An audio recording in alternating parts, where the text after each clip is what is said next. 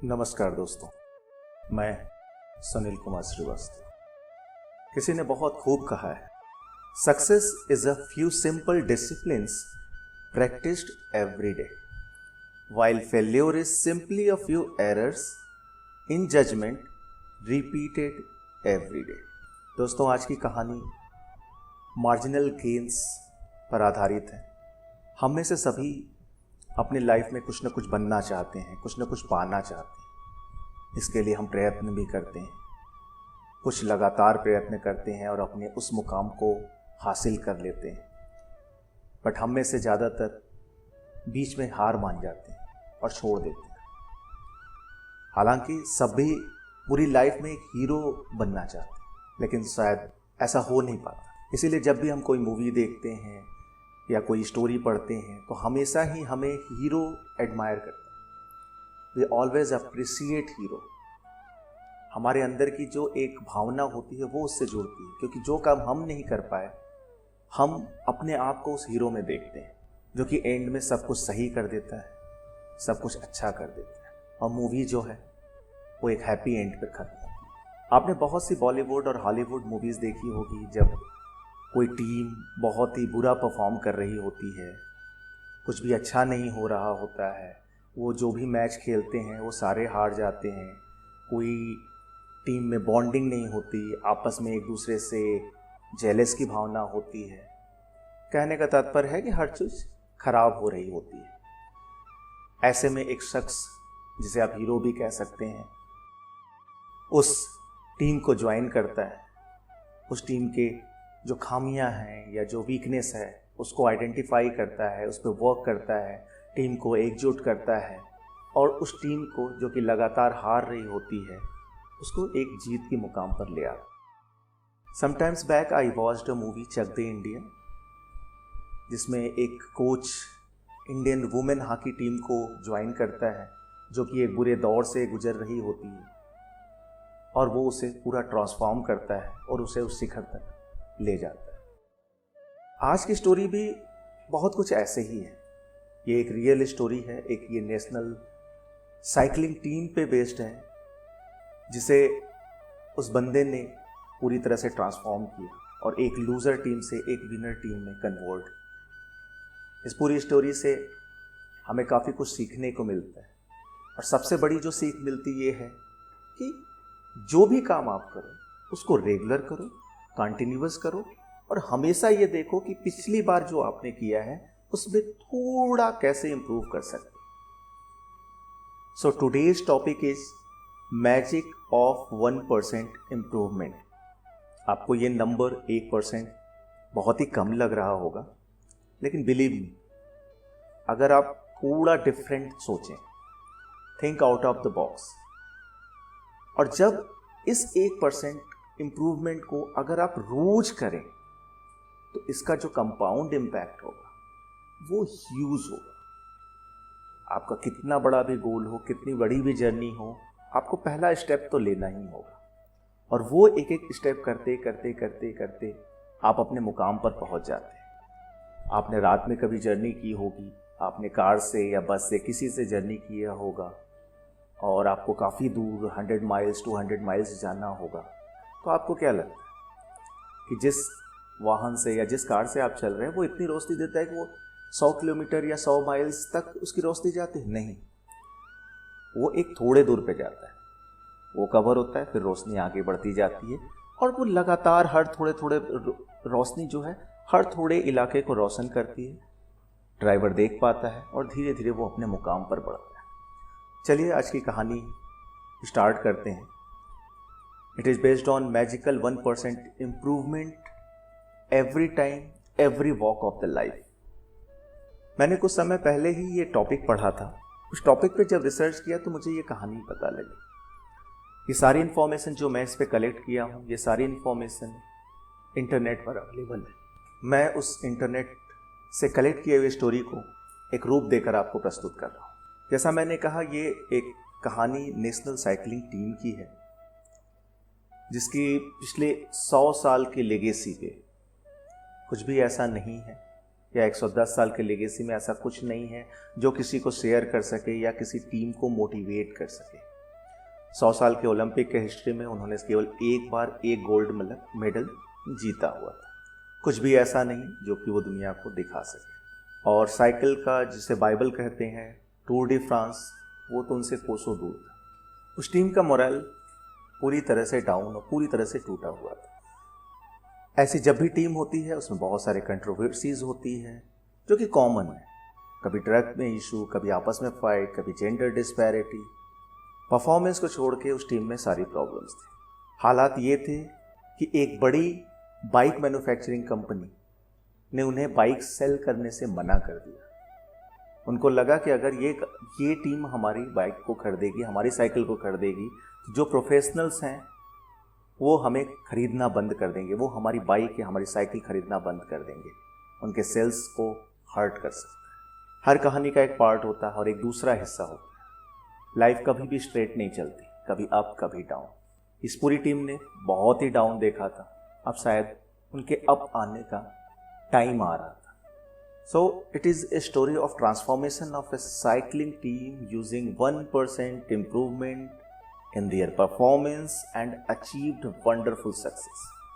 तो नया कोच जो था वो 2003 में इस टीम को ज्वाइन करता है और वो गेम जीतने के अलावा हर एक एरिया पे फोकस करता है। एक टीम बनाता है, अपनी एक टीम बनाता है, सबऑर्डिनेट्स कोच रखता है और सारे मिलके एक एनालाइज करते हैं कि प्रॉब्लम कहाँ कहाँ पे है। पूरे साइकिलिंग एक्टिविटी को एक जोन में बांटता है। हर जोन में वो देखते हैं कि क्या क्या चीज़ें इम्प्रूव हो सकती है।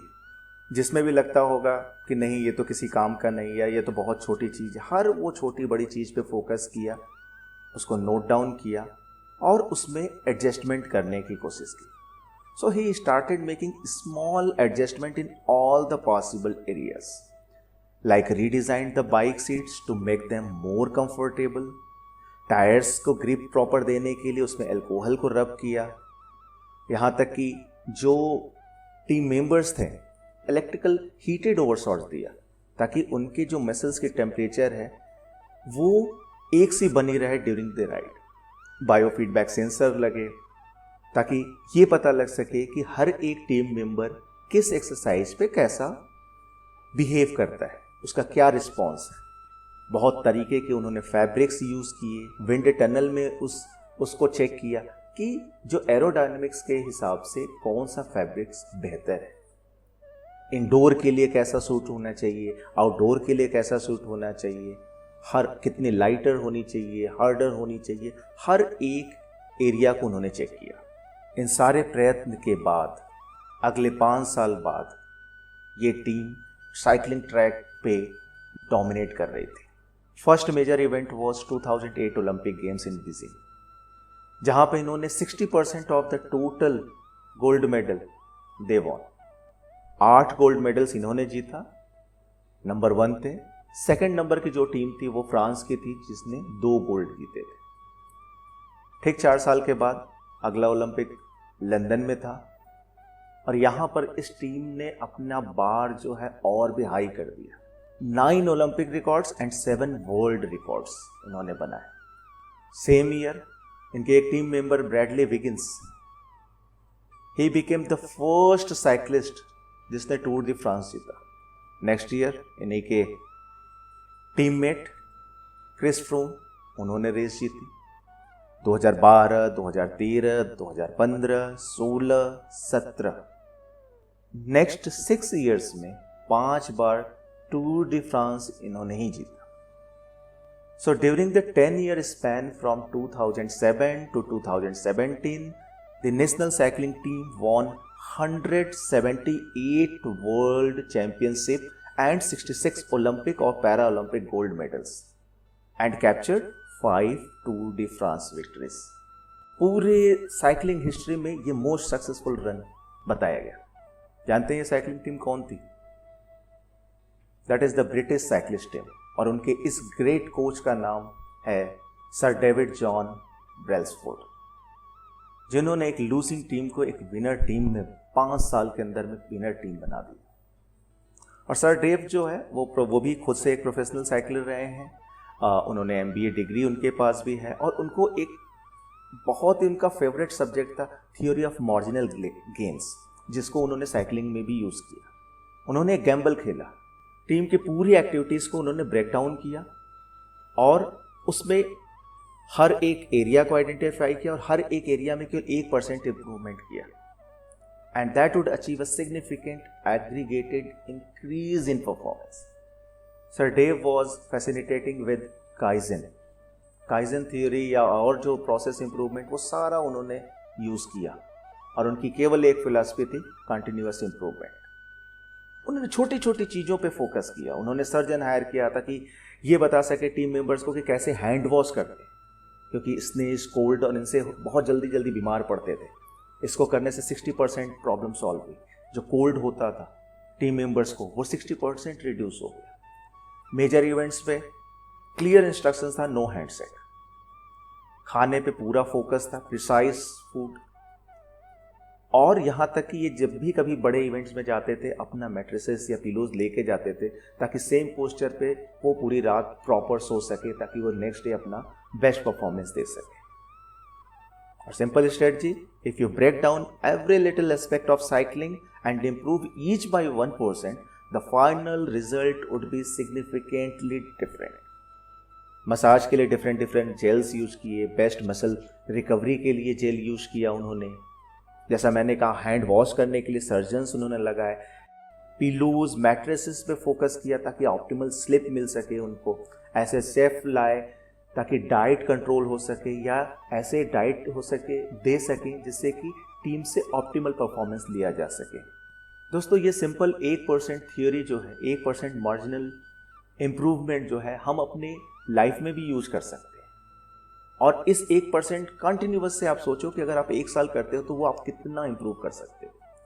आप एक दिन में 1% नहीं कर सकते, आप एक वीक में करो, एक महीने में करो, एटलीस्ट 12% होगा, even if you are focusing 1% in a month. आप चाहे वर्किंग आउट कर रहे हो, या अपने स्किल को इम्प्रूव करने की बात कर रहे हो, नए नॉलेज के लिए कर रहे हो, या आप एज ए स्टूडेंट पढ़ाई कर रहे हो, या आप अपने पर्सनल रिलेशनशिप को बढ़ा रहे हो, गर्लफ्रेंड वाइफ के साथ रिलेशन बढ़ाने की बात हो, या अपने कस्टमर की सर्विस बढ़ाने की, हर जगह पे आप केवल सिंपल 1% से स्टार्ट करिए। बट ये 1% आपका कंटिन्यूअस होना चाहिए, रोज होना चाहिए। Then you see the outcome of the 1% magic. ये थी कहानी दोस्तों। मुझे उम्मीद है आपको पसंद आई होगी और आप इस कहानी से सीख लेते हुए अपने लाइफ में इस 1% मैजिक को यूज करेंगे। Thanks for listening.